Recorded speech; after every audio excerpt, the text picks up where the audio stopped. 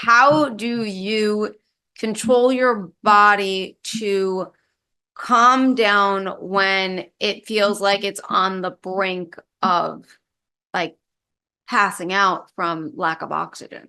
I will just always return back to the willingness to experience that. Because the fight against it, let's say I'm also a free diver, so I Oh. understand, like I practice breath holds. I understand what it feels like. Now, did you do this prior? Like, were you free diving prior to you doing this water stuff, or did you become a free diver No, after? free diving came later when I was trying to figure out what was going to work for me as far as, healing and, managing my central nervous system. I found free diving to be really effective at that. But yeah, and I understand what it feels like to. I passed out on accident. I'm not trying to pass out, but it happens sometimes. So it's simply a choice that one can make when facing discomfort and suffering in general. And I experienced this looking back a lot of times throughout this healing journey of what do I face? What do I accept? What do I open up to? What am I resisting and pushing away? When people panic under, let's say just underwater, when people panic underwater on a breath hold, that panic is stemming from a very visceral, very primal sense of survival, very natural, totally normal. Mhm. And the drive to that panic, the drive to do anything physically possible to get out of that situation stems from an inability in the moment to accept what is happening, to accept and choose to accept the fact that in order to complete this task, to do it the way that needs to be done, I can't breathe yet. Can't do it. And in training, if you have, in training in the best possible ways, in a perfect scenario, you're not going to die, and you know this because you have all these safety measures in place. You have people to get you to the surface. In free diving, we have safety measures in place. You will get to the surface, and they will take care of you as long as all the protocols are followed properly. With that knowledge, even with that knowledge, sometimes people aren't able to accept what's happening in the moment. Mhm. So the bare basic acceptance and openness and willingness to accept that which is happening in the moment, whether it's the inability to take a breath or psychological discomfort with something, we resist that and fight it all the time. It leads to the majority of my suffering is the resistance to something psychological. Like you mentioned, getting on stage as something that you faced, and water being, correct me if I'm wrong, was the water a more visceral, difficult kind of fear for you I'd than say equally equally? Yeah. difficult. I mean, I also feel like everything's a choice, but being in the water, I have this being in the film business, we have overactive imaginations and other people. I still to this day have like this fear, like when I'm to jump in a pool, that like there's just like a shark waiting for me, every single time. And if I close my eyes underwater and open them,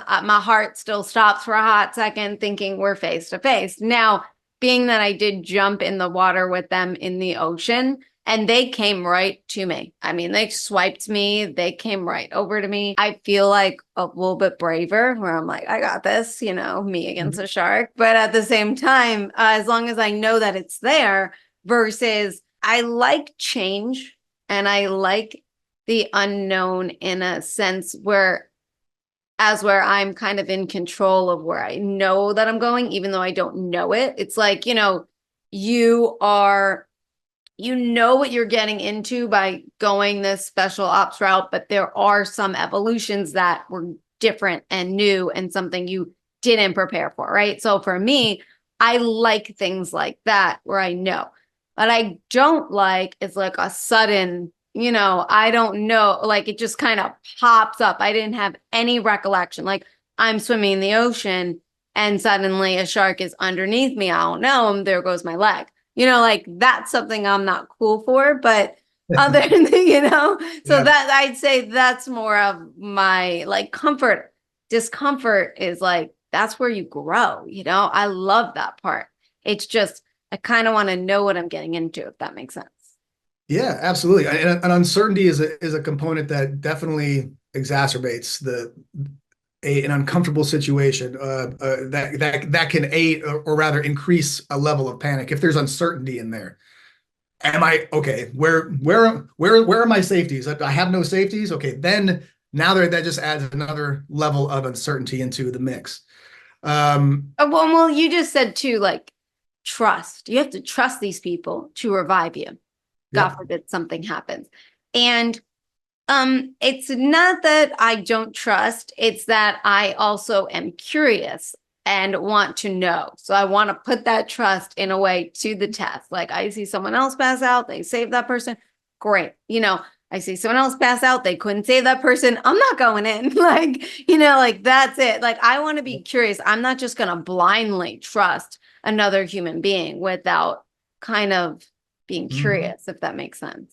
Absolutely. And there's another component of it right there that is, so once we have opened ourselves and are willing to experience it, like one will never, ever, ever face and complete a task that involves discomfort if they are not in the first place willing to experience the discomfort. Until one is open to it, they will never they will never experience it. They will never experience what getting in the water with sharks until they are absolutely open and willing to experience that discomfort. Okay, so it starts with openness and willingness to experience it, because that comes with letting that allows the resistance to it to fall away.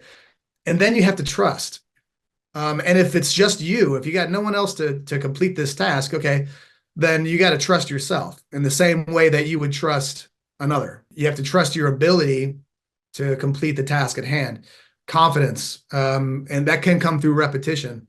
There were some evolutions when we knew we had 3 chances to get through them, and I failed the first 2, and the third one I knew that I had to pass it on the third one. And very few people pass on the first go. Most of us passed on the second. I made it to the third. But by the time I got to the third test, I had taken the test, 2 times already. I knew that I was good by the third time. I felt more confident. I had more trust in myself. I wasn't so nervous. And it was a completely different test. It felt like a breeze because I'd already failed twice at it.